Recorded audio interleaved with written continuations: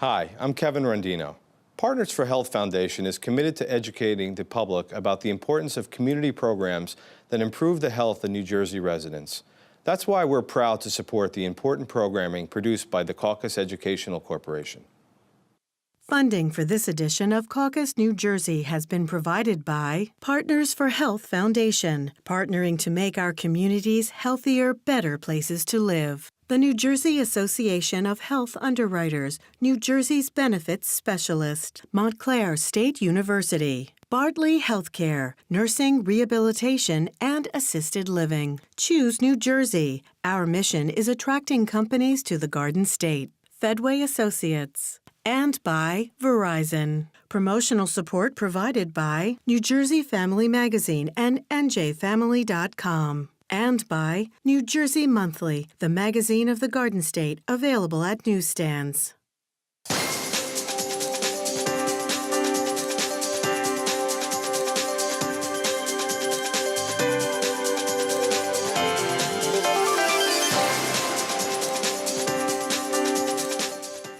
Hi, I'm Steve Ott. About everything you ever wanted and needed, more importantly, to know about health insurance. We're about to cover with David Mordo, immediate past national legislative chairman of the National Association of Health Underwriters. Good to see you, David. Nice to be here. By the way, what is this organization and what is it trying to do? The National Association of Health Underwriters is an organization that represents about 100,000 employee benefit specialists around the nation. And we work to find private market solutions for employers, individuals, and consumers so that we find health care and health insurance that meets their needs. And we've been doing it for well over 60 years. P.S., your New Jersey chapter, if you will, is one of the underwriters of our public policy program called State of Affairs. Yes. To fully disclose. Question. Describe the health insurance market in New Jersey and the nation, and is it dramatically different? It used to be dramatically different. Now, unfortunately, we are seeing some carriers leave the state. Carriers, insurance companies. Insurance companies. We have carriers or insurance companies that don't want to come back into our state. They don't feel that they can make a profit or provide a product that is conducive to good health insurance and health care. We have insurance carriers around the nation and states that have one carrier in the state. One? One. That is hardly a choice. New Jersey has? We have 3 carriers that are doing fully insured health insurance. Okay. And we have a handful that are offering up self-funded plans or MIWAs, whereby MIWAs. Oh, MIWAs. The acronyms just are amazing. Yes. MIWAs are? Multiple employer welfare arrangements. It's a conglomeration. I mean, you come together as multiple employers? Yes. Okay, but they don't offer the full service or full options that another carrier might? Well, they're starting to. Okay. They're starting to. Is New Jersey a good place to do business for a health insurance company? That's a great question. I would think that under the present circumstances, it's very difficult to do business in New Jersey. But some are trying to come back. Some left are now trying to come back. One is trying to make their way back in January of 18. But what will they bring us? It's all well and good. What does that mean, what will they bring us? What type of product can you offer the consumer that will help to alleviate some of the troubles that they are going through, the small employer, the individual? There is a lack of choice, not only in New Jersey, but around the nation, in products that can fit the needs of everybody. So we at NAHU and NJAHU look for solutions that can best fit the employer and the employee's needs. And this has become a struggle for the last 7, 8 years. What are most looking for? Most employers and employees, P.S., are there different things that each is looking for? Yes. By the way, I have the questions. I don't have any of the answers, which is why I'm on this side of the table, but go ahead. The employer is looking to offer benefits for their employees for a number of reasons. Goodwill, it increases employee morale to the positive. They want to make sure that their employees are taken care of. I firmly believe that employers do have the best interest of their employees at heart when it comes to health care. But the economic factor is huge. I mean, not to fully disclose too much, but historically, our production company, our not-for-profit, was covering a certain percentage, all of our health insurance, for all the health insurance, right? And because that's what we could do and that's what we chose to do. As we looked at the market forces, we were like, hold on, wait a minute, we can't do this. So we're trying to be fair, but to the employee, doesn't the employee just want, pay everything? Yeah, certainly. And I don't blame them. Give me the best coverage for the least amount of money. But the reality is that employer contributions are going down, how much they contribute to the employee's premium. The employee is sacrificing wage increases and would rather take a decent health insurance plan. Hold on. Research shows that most would rather have less in salary, get less in salary and more in health benefits? Yes. Really? Yes. Because? Because the employer-based market currently, 177 million people are covered under the employer-based market. Okay. People are scrambling around looking for affordable coverage.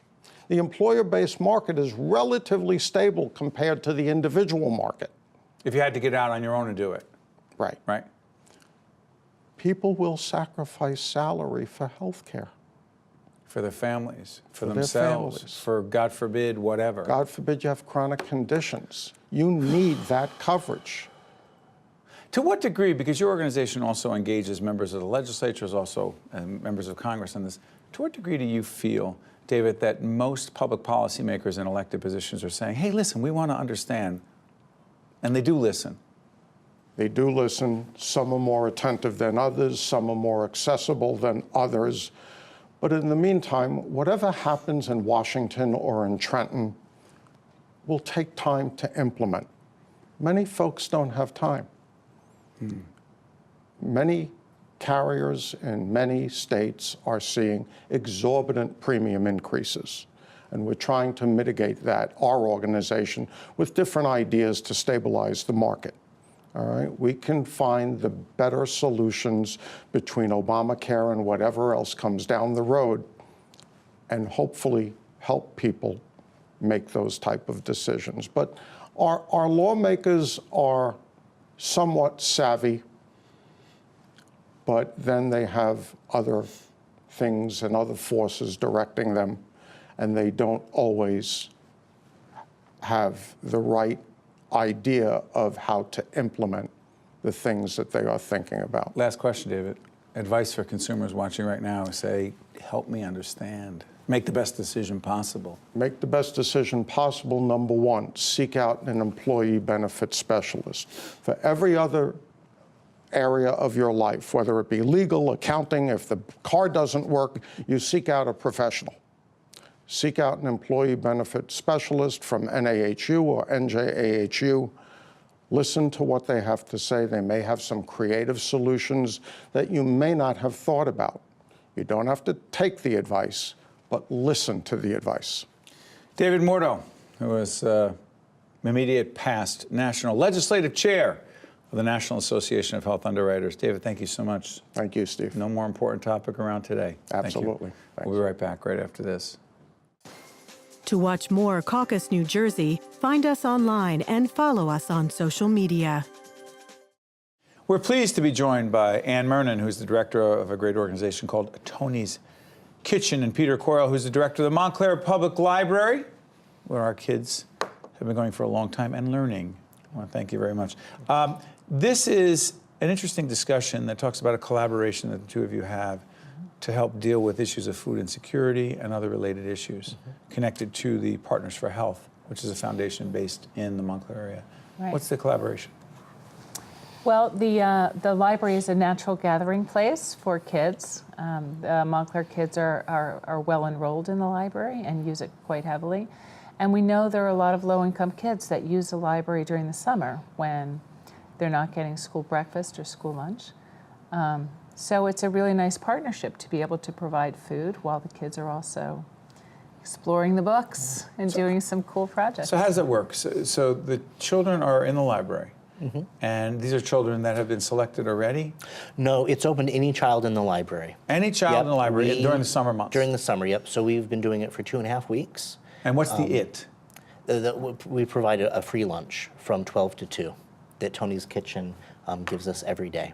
And by the way, we've been to Toni's Kitchen. Describe it for folks who don't know it and why it's so great. Sure. Well, it's great because of the community we're in and how well they support us and allow us to do the work we do.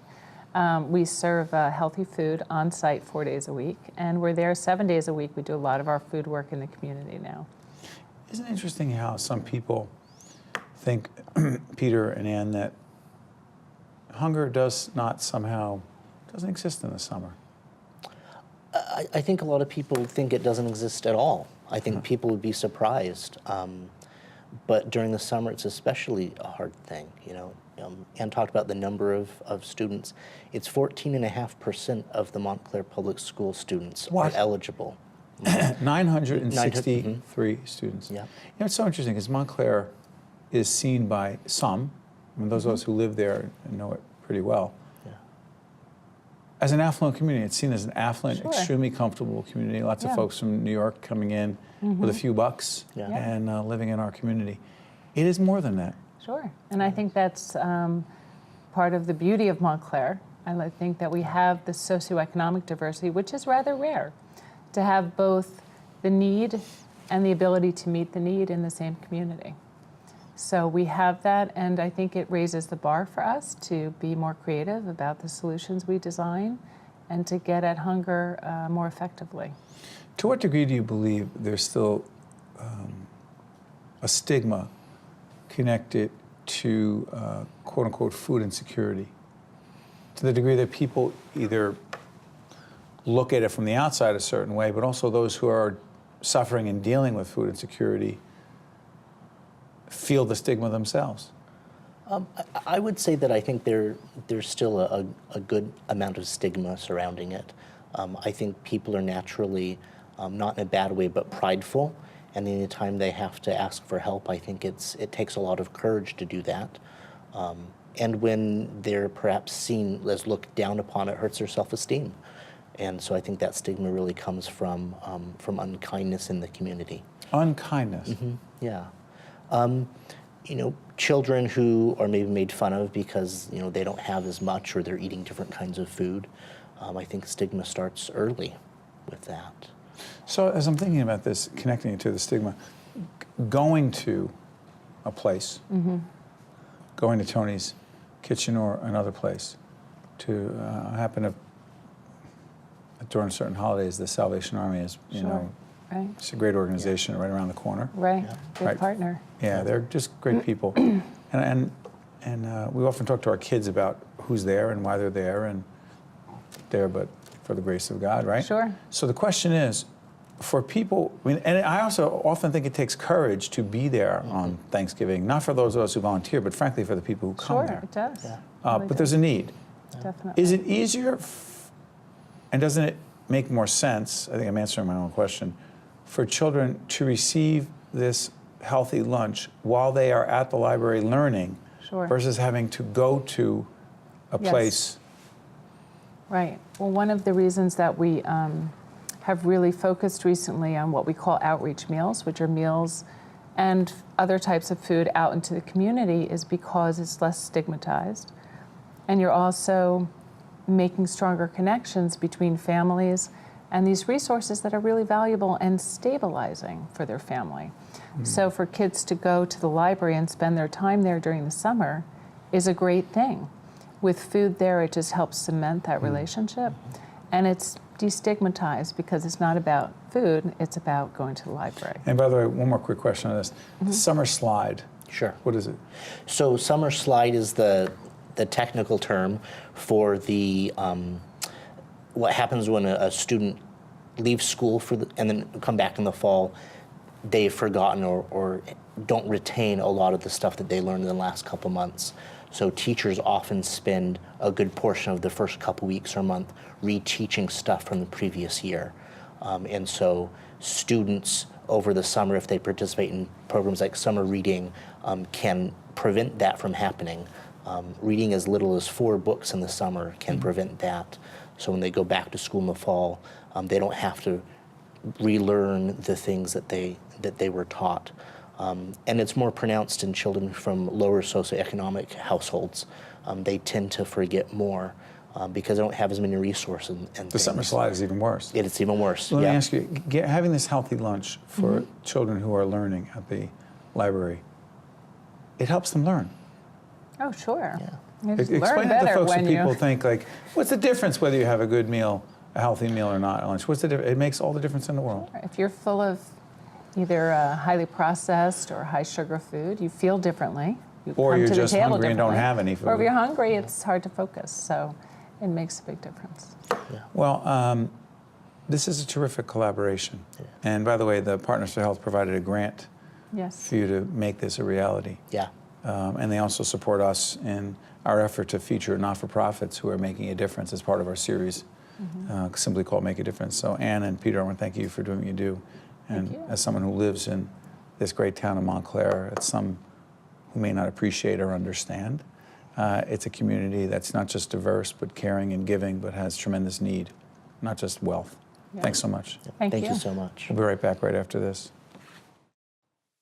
To see more Caucus New Jersey with Steve Adubato programs, visit us online at steveadubato.org. If you would like to express an opinion, email us at info@caucusnj.org. Find us on Facebook at facebook.com/Steve Adubato PhD. And follow us on Twitter at Steve Adubato. We're pleased to be joined by Mr. Erik Anderson, co-chairman and CEO of a fascinating operation called Topgolf Entertainment Group. How you doing? Good. Nice to be here. What's Topgolf? Topgolf's a social sport community built around, obviously, golf and then our technology that enables us to just create a great game and experience with our fantastic associates, bringing great fun and service to our guests. You know, actually, we're going to show some videos. We're taking a look at this. So, Erik, help me on this.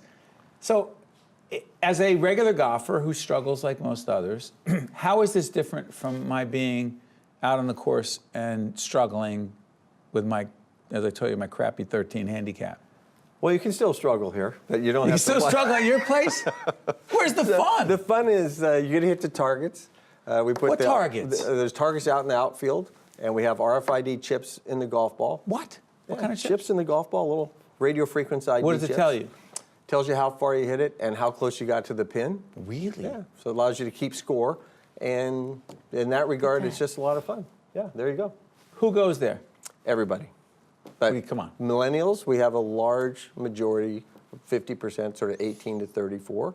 But Topgolf is for everyone. If you go there, you'll see moms, kids, grandparents with kids, people on date nights, corporate events, Hold on, this is a parties. good date? It's a great date. I take my wife, Jennifer, who She'll has love you. never really loved being out on the golf course. Yes. She would love this because? She doesn't have to watch you struggle all the time.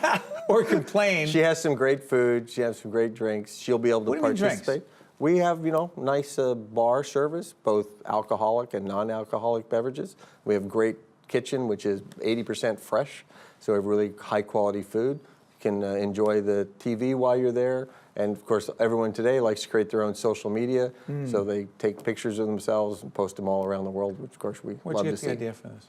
It was 2 brothers in England, the Jolliffe brothers, who had the idea of being able to track their golf balls and figured out would a chip in a ball work. And then they brought it over to the U.S., and I was one of the first investors, and then we've grown it from there. It's a lot different now, but that was where it started. Why New Jersey? Well, we love the East Coast. Everyone loves Jersey. Everyone loves Everyone Jersey. loves Jersey. It's obviously a really large population. It's a great community, and our concept really embraces everyone in the community. We've been so warmly embraced by, so many constituents here in Jersey, even people from New York come. New Yorkers will come across the river absolutely. for Topgolf. They do. Well, by the way, where are the location? Is it Edison? It's Edison. By the way, people may not know because we're seen in so many, we're seen all the way across the state, but also in other states. Let folks know exactly where Edison is. if you're looking at the Turnpike Parkway. Right? I don't know it as well as you do. I'll tell you exactly what it is, right? So help me on this team if I get this wrong. Edison is, if you're going down the parkway, you get off exit 130 or 131 by Menlo Park, right? And that's Edison. Am I right, guys? What do you mean, maybe? I am right. By the way, check out Edison. That's where it is. It's 130, 131 on the Garden State Parkway. It's pretty centrally located. It is. It's a very large population, lots of businesses, and we've been off to a really good start. And great people to hire, too. You know, we hire about 500 people at a site. 500? Mm-hmm. A lot of young people, which we love to do there.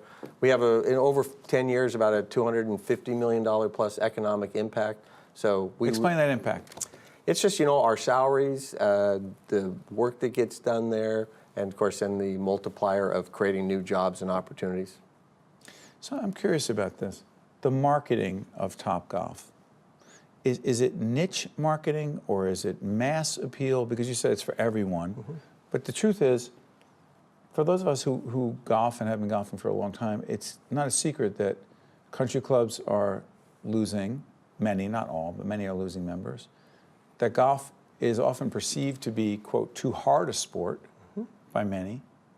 And in fact, some are changing the game of golf to create these bigger holes. 60 Minutes, I believe, did a story on this a while back, right? Create bigger holes. Yeah. I'm a purist. I'm not a fan of that. But the bottom line is, while the game is perceived to be really hard, challenging, maybe too hard, and also takes too long, is this a totally different way of approaching golf that addresses those issues? Well, Topgolf clearly breaks down a lot of the barriers that you just described for golf. You don't have to be gone for 5 hours. You can have but it's still authentic. But it's affordable. You know, we have clubs there, which is great. What do you mean? Hold on. You don't have to bring your clubs. You don't have to bring your own clubs, and we have clubs that are free. You can also rent premium if you want. But we have a nice set of high quality clubs that's embedded in the. You don't have price. Lessons. We have lessons. Sure, look it's golf.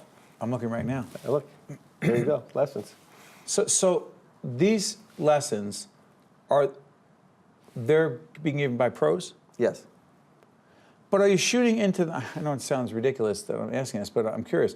Are they shooting into these targets? Absolutely.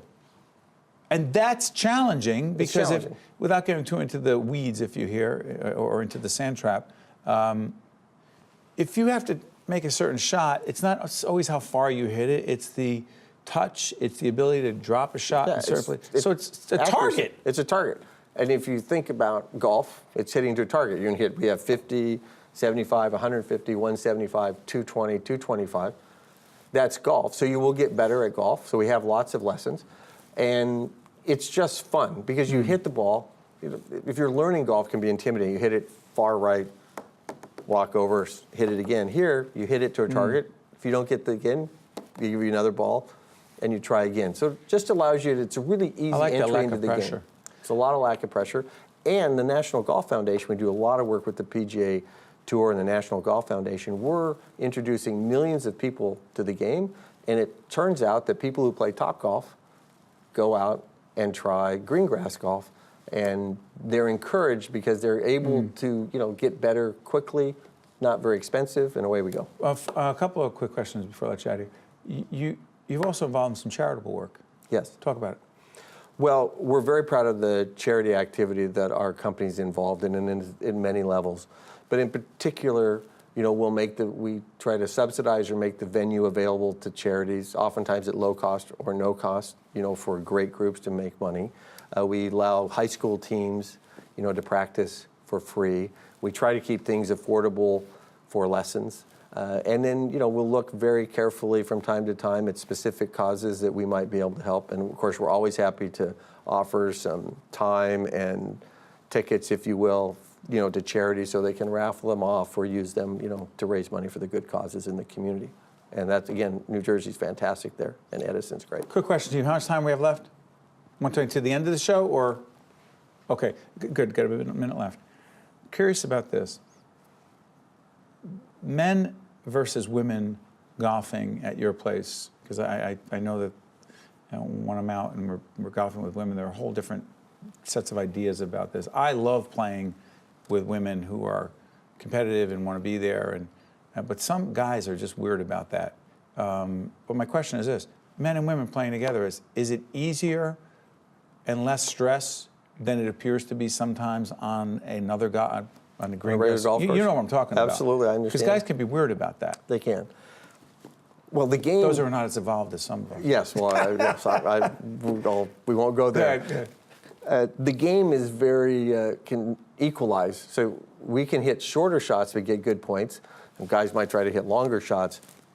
But they're not having to follow each other, right? You're in a very relaxed atmosphere. You're hitting balls. You're getting points. It's fun. It's fun. Fun is the number one thing about Topgolf. It's not the stress and the craziness of some of the other golf that's played out there. Listen, Erik Anderson, who is the co-chairman and CEO of a great organization doing interesting things called Topgolf Entertainment Group. Thanks so much, Erik. Thank you. Appreciate it. The preceding program has been a production of the Caucus Educational Corporation, celebrating over 25 years of broadcast excellence. Funding for this edition of Caucus New Jersey has been provided by Partners for Health Foundation, the New Jersey Association of Health Underwriters, Montclair State University, Bartley Healthcare, Choose New Jersey, Fedway Associates, and by Verizon. Transportation provided by Airbrook Limousine, serving the metropolitan New York, New Jersey area. Caucus New Jersey has been produced in partnership with TriStar Studios. New Jersey invented the light bulb. It keeps us well lit and monster-free. Today, New Jersey produces megawatt minds that power innovation. Choose New Jersey and enter a state of brilliance.